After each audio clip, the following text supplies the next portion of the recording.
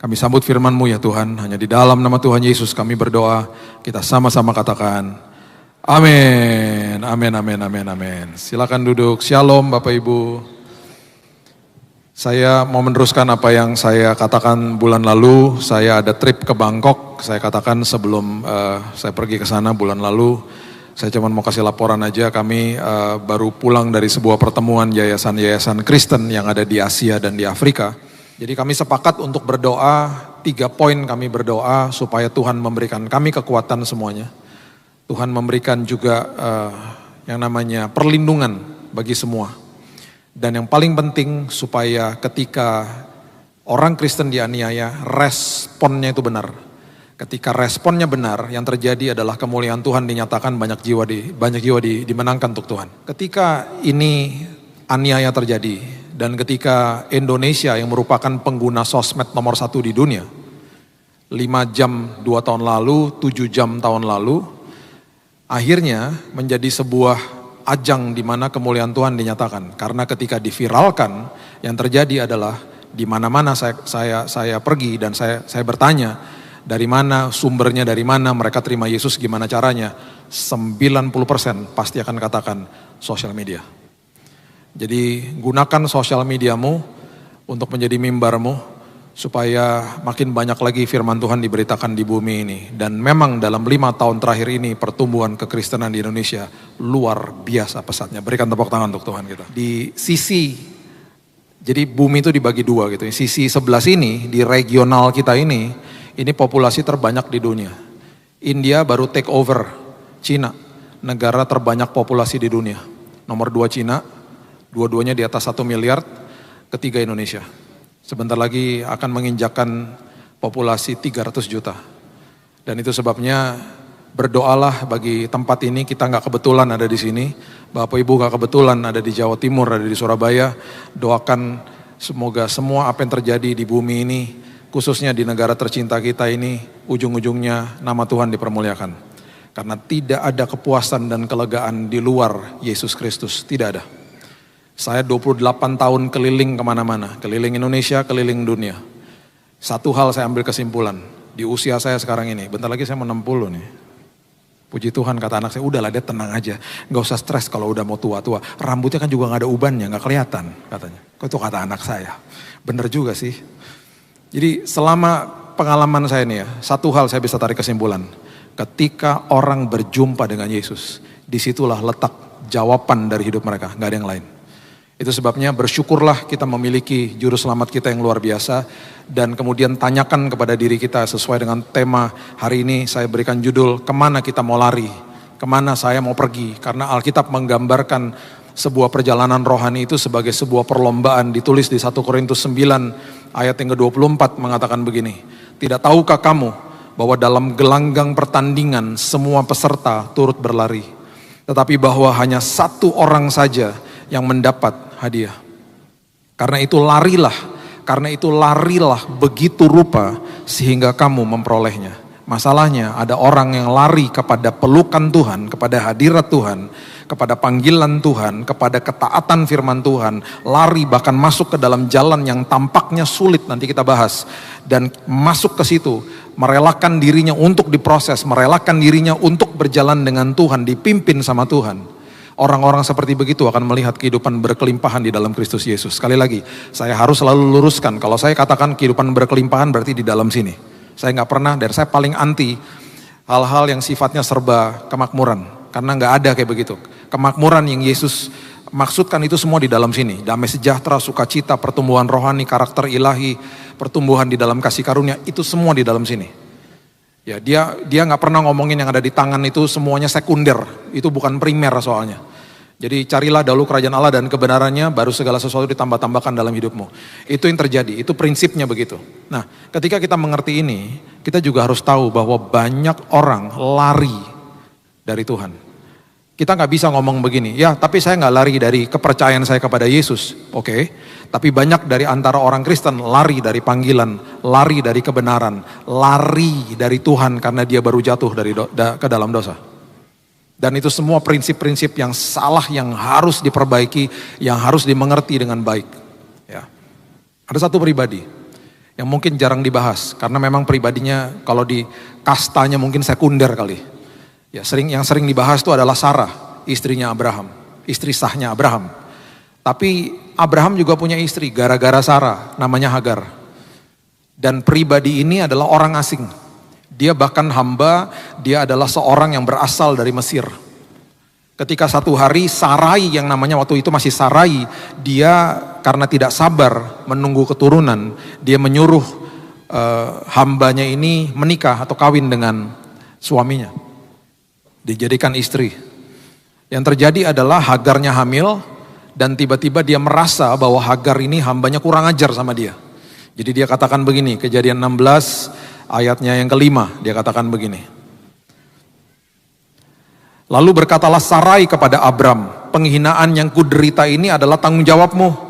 Akulah yang memberikan hambaku ke pangkuanmu. Tetapi baru saja ia tahu bahwa ia mengandung, ia memandang rendah akan aku. Tuhan kiranya yang menjadi hakim antara aku dan engkau. Kata Abram kepada Sarai, hambamu itu di bawah kekuasaanmu. Perbuatlah kepadanya apa yang kau pandang baik. Lalu Sarai menindas Hagar. Sehingga apa? Ia lari, Hagarnya lari meninggalkannya. Perhatikan apa yang terjadi. Perhatikan apa yang terjadi ketika Hagar lari dari panggilan, tujuan, fungsi hidupnya. Dia dikejar sama Tuhan. Lalu malaikat Tuhan menjumpainya, ayat 7. Dekat suatu mata air di padang gurun, yakni dekat mata air di jalan Syur.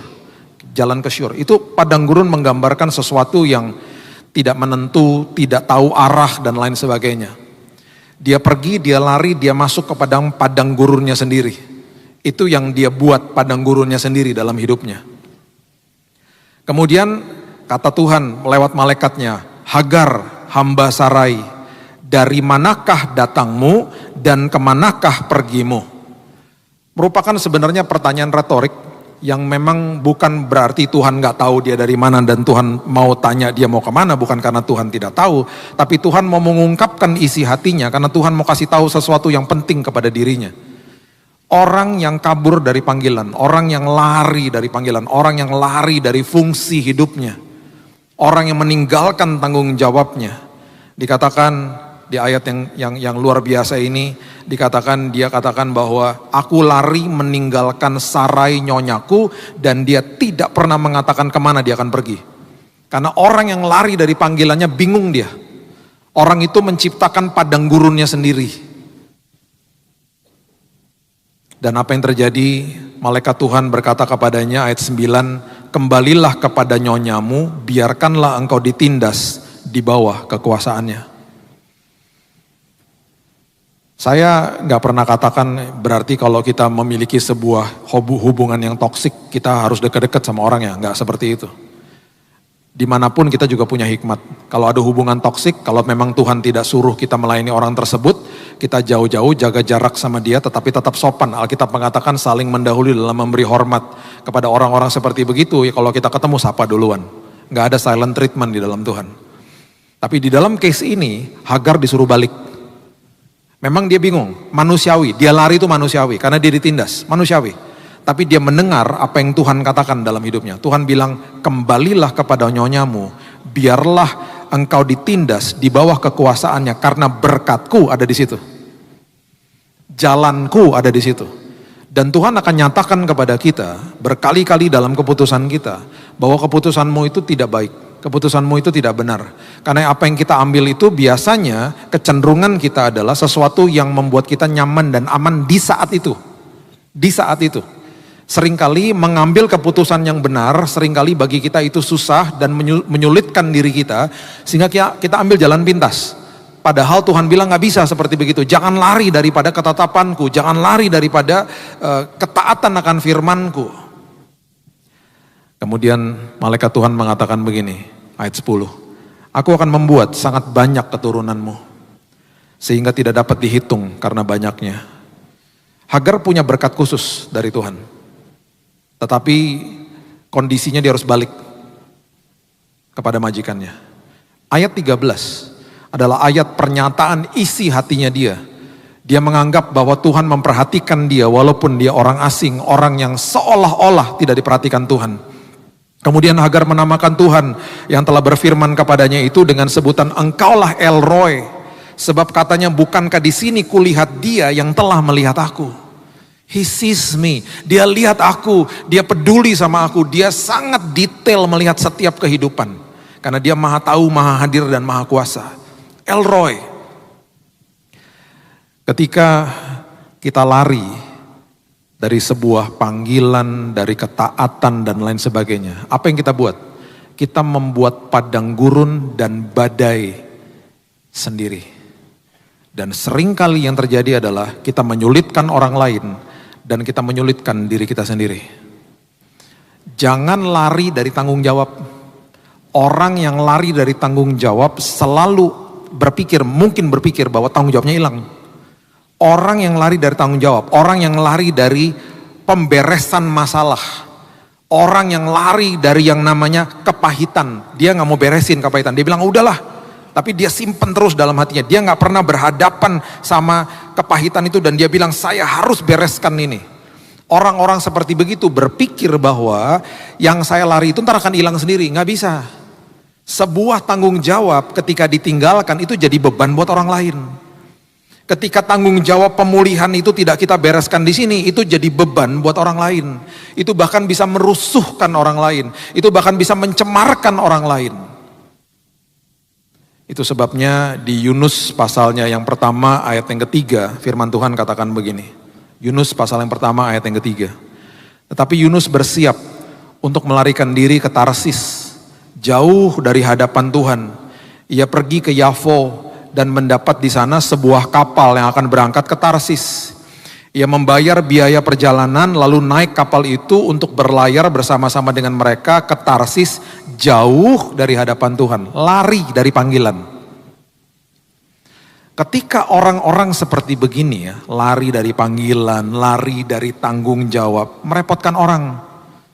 Akhirnya, contoh ya, di awal tahun 2000-an dulu ya, saya pernah diundang untuk mementor anak-anak dari sebuah grup konglomerat lah di Indonesia. Saya nggak bisa sebut namanya. Yang saya dapati adalah karena orang tuanya, khususnya ayah-ayahnya tidak pernah hadir karena sibuk dengan pekerjaannya. Tanggung jawab itu diberikan kepada saya. Tolong Pak dimentor anak-anak kami karena bandel-bandel. Ya iyalah bandel-bandel. Bapaknya nggak pernah hadir, berontaklah mereka. Jadi saya lihat sendiri, oh tanggung jawabnya dikasih ke saya. Saya ngadapin mereka akhirnya. Dan ada satu momen di mana salah satu dari mereka ulang tahun. Di saat itu dikasih kado sama bapaknya sebuah home theater di rumahnya. Harganya ratusan juta. Teman-temannya main game di hari ulang tahunnya dia.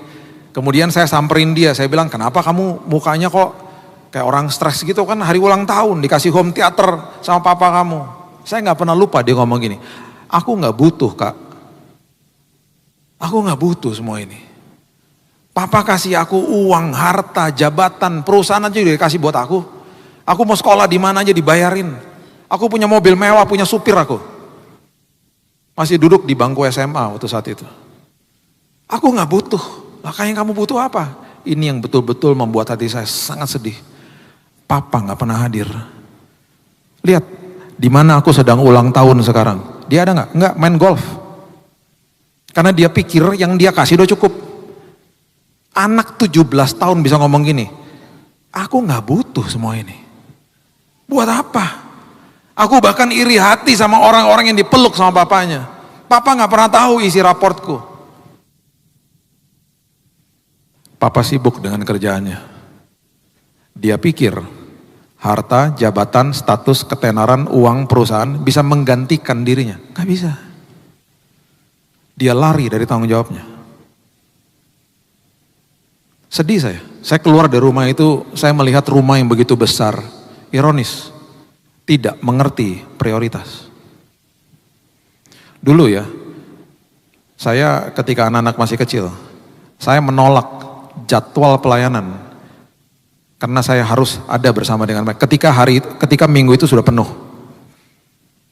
Jadi ketika dulu, zaman dulu, awal-awal tahun 2000 anak-anak masih kecil-kecil, Ada gereja tanya gini, Bapak ada pelayanan sore-sore berarti Pak? Ada. Oh di gereja mana? Di rumah. Oh berarti nggak ada pelayanan. Oh itu pelayanan saya bilang gitu. Bingung lah mereka. Loh berarti Bapak bisa dong melayani di gereja kami? Nggak bisa. Loh katanya Bapak cuman di rumah. Ya itu pelayanan saya di rumah. Itu jemaat saya yang paling penting, anak-anak saya. Karena saya harus hadir. Saya menikmati hasilnya sekarang. Yang satu 26, satu 19 tahun. Menikmati hasilnya sekarang. Mereka mengambil keputusannya karena saya hadir dalam hidup mereka. Itu loh hal-hal seperti begitu yang sering kali diabaikan. Sampai-sampai waktu Yunus akhirnya pergi ke situ. Yang dia lakukan akhirnya adalah ketika dia lari dari panggilan Tuhan. Kapal yang dia tumpangi diserang badai. Sampai-sampai di ayat yang ke-12 dia katakan begini. Yunus 1 ayat 12. Sahutnya kepada mereka. Angkatlah aku. Campakkanlah aku ke dalam laut, maka laut akan menjadi reda dan tidak menyerang kamu lagi. Sebab aku tahu bahwa karena akulah badai besar ini menyerang kamu. Karena aku lari dari tanggung jawab, aku ngerugiin orang lain.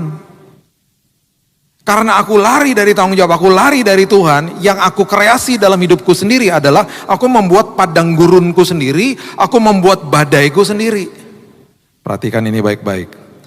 Semua pengikut Kristus, semua orang Kristen, semua anak Tuhan. Sesekali, ingat ya saya udah katakan berkali-kali, pengikut Yesus berarti orang yang memegang tangannya, kita gak pernah dilepaskan sama tangan yang perkasa.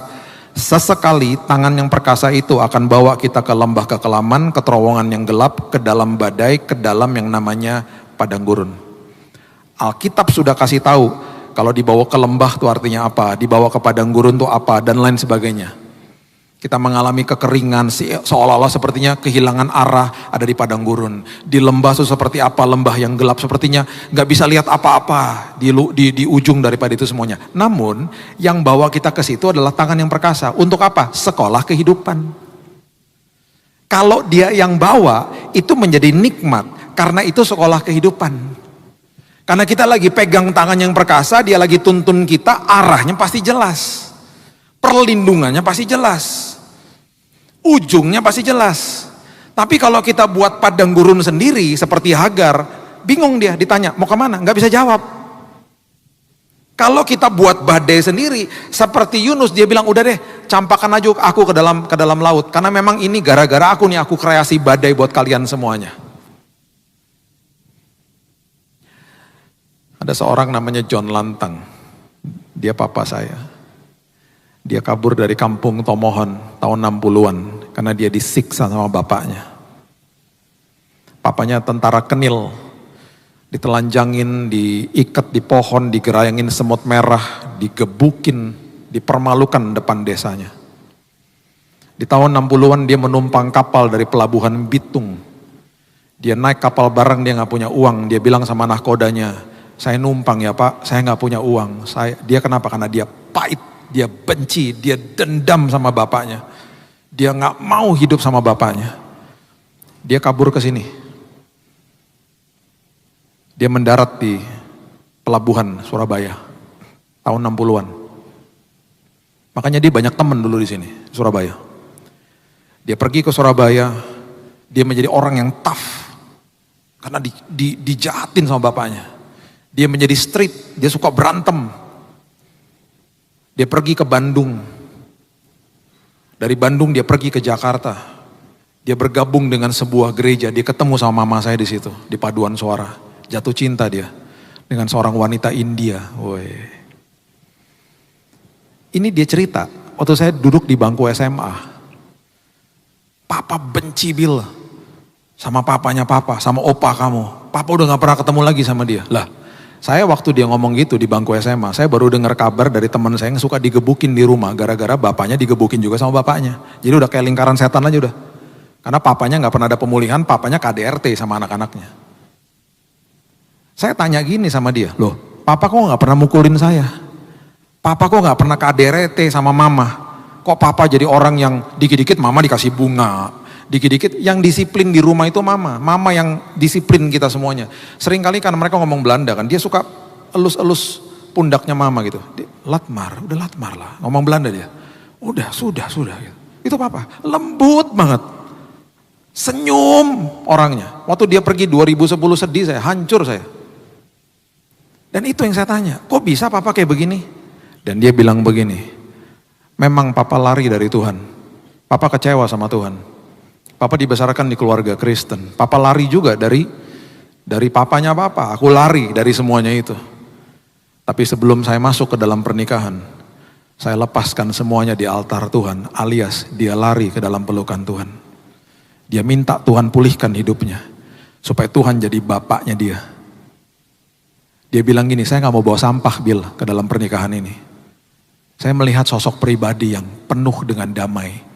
Kenapa? Karena kitab Ibrani mengatakan begini, Ibrani 12 ayat 15. Jagalah supaya jangan ada seorang pun menjauhkan diri dari kasih karunia Allah.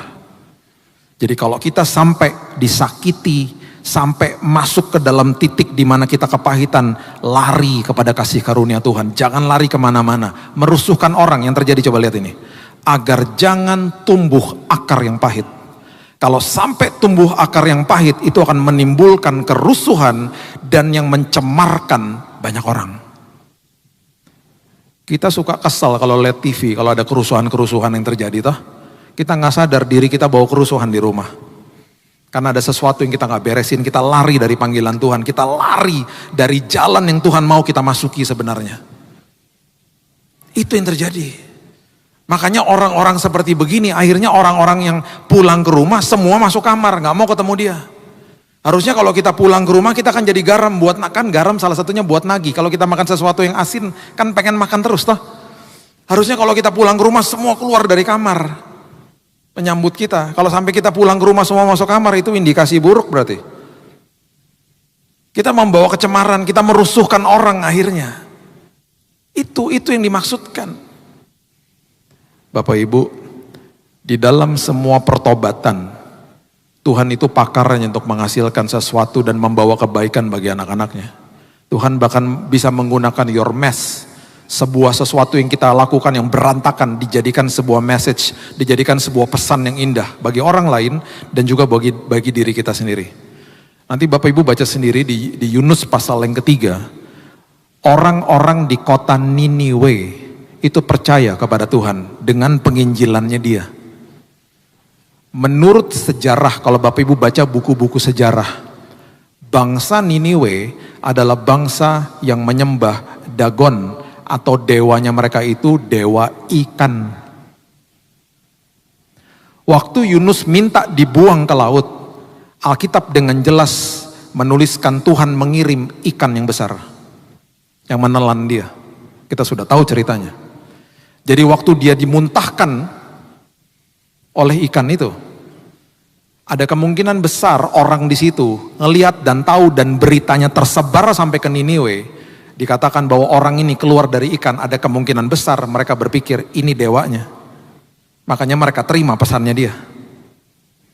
Dimanapun dan sampai kapanpun ketika kita kembali kepada Tuhan, Tuhan bisa melakukan sesuatu yang ajaib, bisa membawa sebuah kebaikan bagi hidup kita dan hidup orang lain. Karena dia pakarnya untuk mendatangkan kebaikan dalam segala hal. Itu Tuhan. Makanya kalau kita mengerti ini dengan baik dan benar, kita akan mengerti prinsip ini. Ya, dikatakan dengan sangat jelas di Amsal 18 ayat yang ke-10. Amsal 18 ayat yang ke-10 mengatakan, nama Tuhan adalah menara yang kuat. Kesanalah orang benar berlari dan mereka menjadi selamat. Larilah ke situ kalau ada apa-apa. Bahkan ketika engkau jatuh ke dalam dosa, lari ke dalam pangkuannya dia. Karena itulah tempat yang paling aman dan nyaman. Oh tapi saya nggak layak Pak, saya kotor Pak. Saya harus bersih-bersih diri saya dulu Pak. Nggak ada orang seka-seka sebelum mandi. Kamu ngapain seka-seka? Mau mandi? Nggak ada. Orang mandi ya mandi, datang ke hadirat Tuhan, datang ke pelukan Tuhan, itu kita lagi dimandikan, dikuduskan, disempurnakan bahkan sama dia. Kalau Bapak Ibu ingat khotbah-khotbah saya yang dulu, kita ini taat karena kita sudah dikuduskan. Kita ini taat karena ketaatan adalah buah daripada keselamatan. Ketaatan bukan untuk diselamatkan, bukan. Kita diselamatkan karena iman kita kepada Tuhan, bukan upaya dan usaha kita. Itu harus diluruskan. Itu sebabnya ketika kita jatuh, larilah ke pangkuan dia, karena dia tidak menghakimi, dia tidak menghukum, dia tidak menuduh.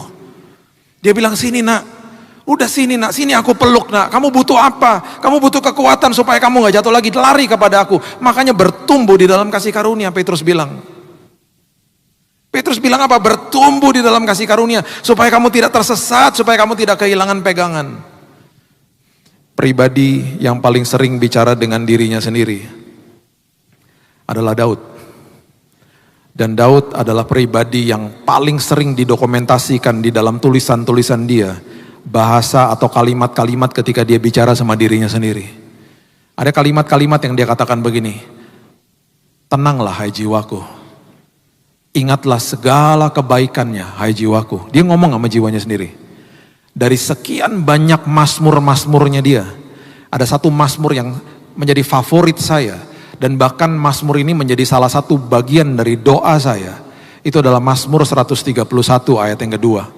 Mazmur itu berbunyi begini, sesungguhnya aku telah menenangkan dan mendiamkan jiwaku. Kalau saya bisa tambahkan yang penuh sampah.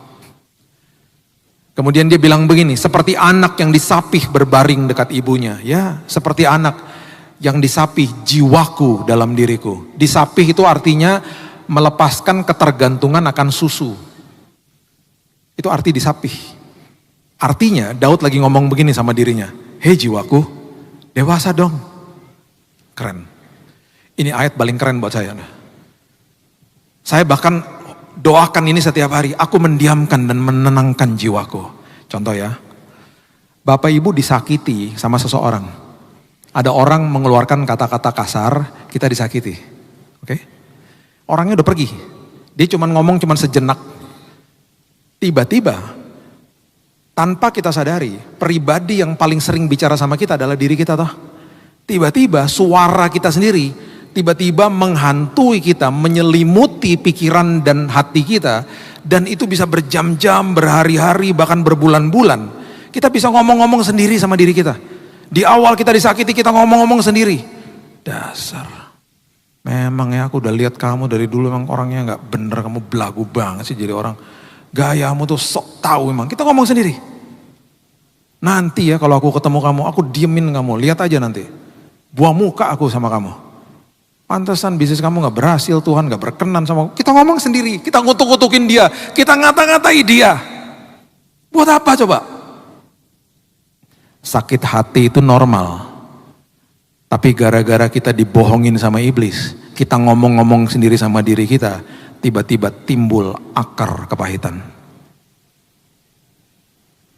Makanya ya, di momen-momen seperti begitu, ketika diri kita mulai mengatakan kata-kata yang salah kepada diri kita, mulai lakukan kebenaran seperti Daud, aku menenangkan jiwaku, aku menenangkan jiwaku, aku mendiamkan jiwaku.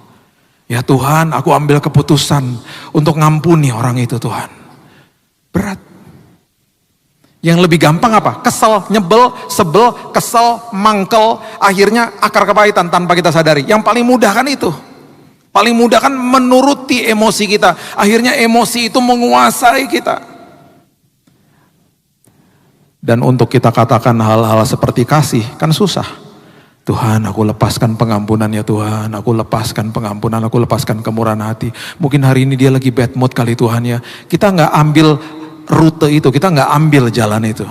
Karena bagi kita jalan yang seperti itu susah. Kenapa? Kenapa saya katakan susah? Kenapa tampaknya sepertinya gak enak? Alkitab udah dokumentasikan kok. Matius 7 ayat 14 coba lihat. Matius 7 ayat 14. Karena sesaklah pintu dan sempitlah jalan yang menuju kepada kehidupan. Ingat, Yesus bilang apa? Aku adalah jalan, kebenaran, dan kehidupan. Betul? Oke. Yesus bilang begini, yuk masuk ke dalam jalanku. Nggak mau Tuhan, mau. Nggak masuk, nggak mau. Kenapa? Gak enak. Kenapa? Sesek-sesekan, sempit. Gak suka aku jalan kayak begitu. Tampaknya dari luar juga gak enak. Makanya orang mengambil keputusan untuk ada di dalam kebenaran susah. Dia lari dari situ makanya. Dia gak mau ambil pintu ini. Terus kita ngomong gini lagi. Oh berarti pintunya sesek karena banyak orang yang masuk. Enggak. Kalimat berikutnya lihat. Dan sedikit orang yang mendapatinya. Jadi pintunya memang kecil. Makanya di depan kita memasuki jalan kebenaran kita nggak suka. Nggak mau. Ambil yang jalan besar lah. Makanya kalau ada gang sama jalan tol, di Google Map dibuka, nyampe ke tujuan nggak beda-beda jauh, ya pilih jalan tol lah pasti. Ngapain orang masuk ke dalam gang kecil? Ngapain masuk ke dalam jalan kecil? Ngapain masuk ke dalam jalan sempit? Karena tampaknya dari depan itu nggak enak udah. Makanya lebih banyak orang akhirnya lari daripada masalahnya, daripada masuk kepada hadirat Tuhan dan minta petunjuk sama Tuhan. Makanya mudah bagi Hagar udah kabur aja. Mudah bagi Yunus untuk kabur aja deh. Mudah bagi bapak saya, bagi ayah saya untuk kabur. Mudah lah. Saya juga nggak bilang ngajarin jemaat bahwa kalau kita digebukin berarti kita deket-deket sama itu orang, nggak juga ya.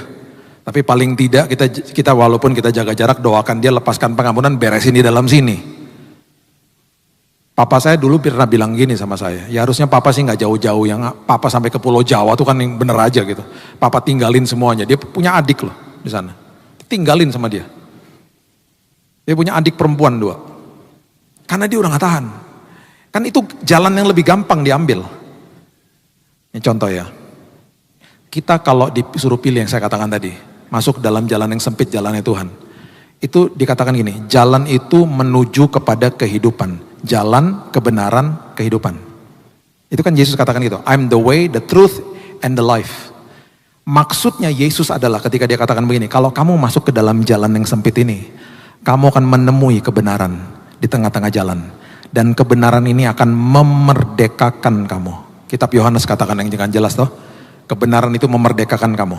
Dan ketika kamu menemui kebenaran yang memerdekakan, kamu akhirnya sampai kepada kehidupan yang berkelimpahan di dalam saya. Berkelimpahan di dalam sini.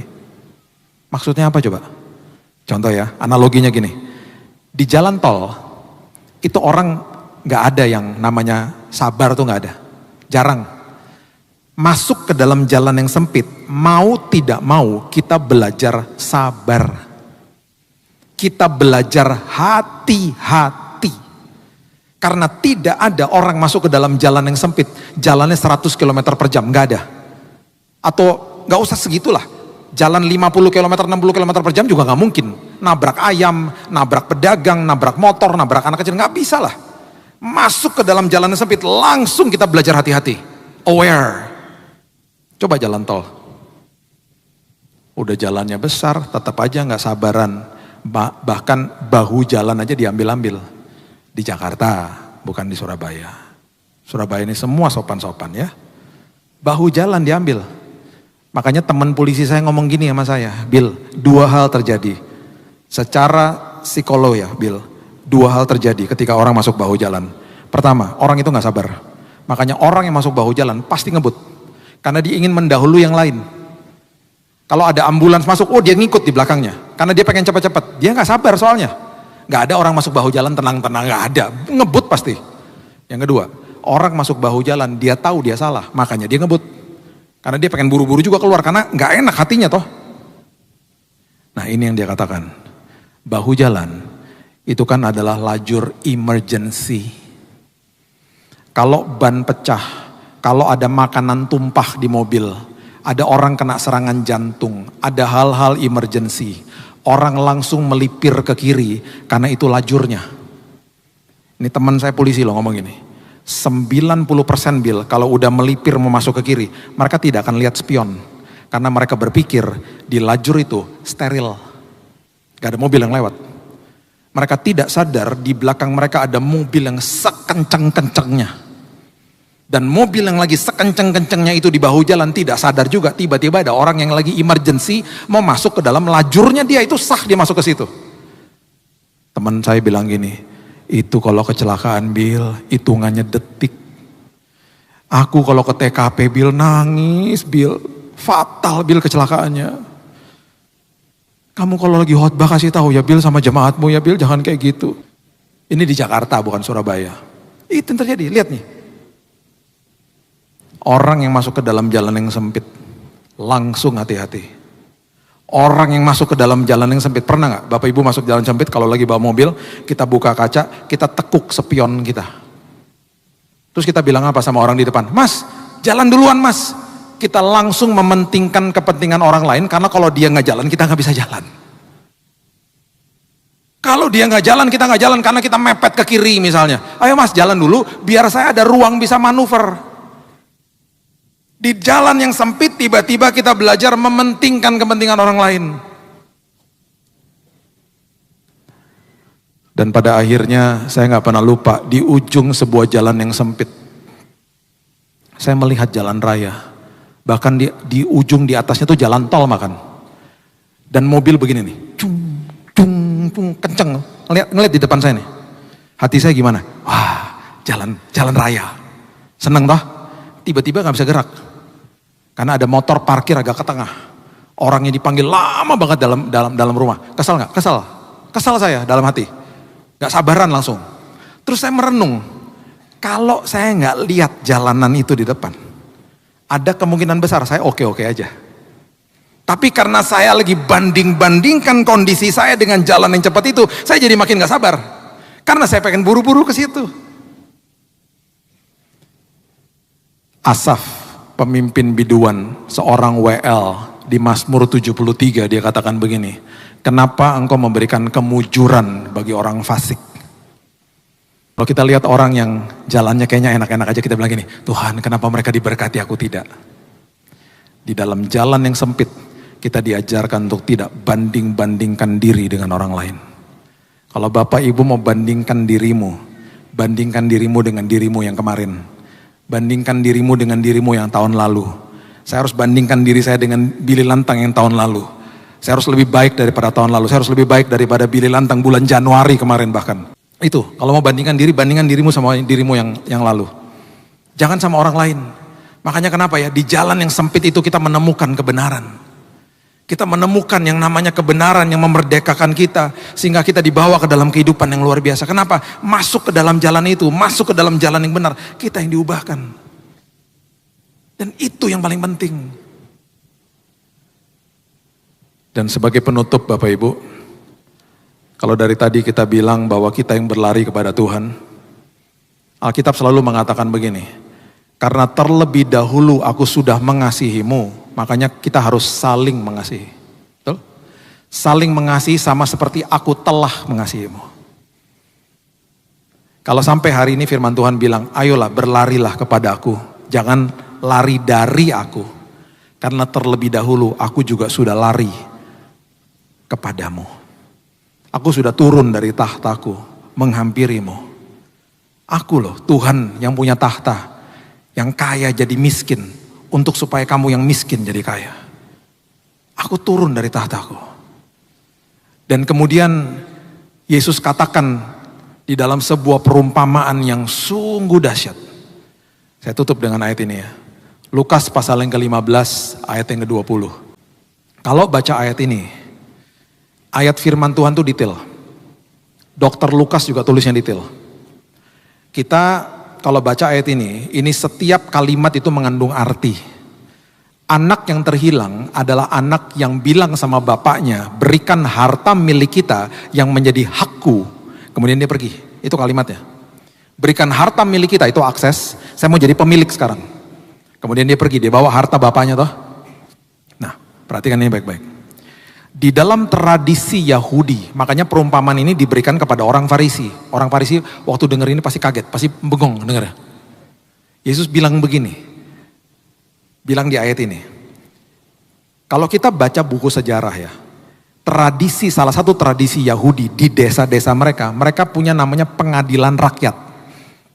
Pengadilan rakyat itu namanya kezazah. Maksudnya apa? Gini.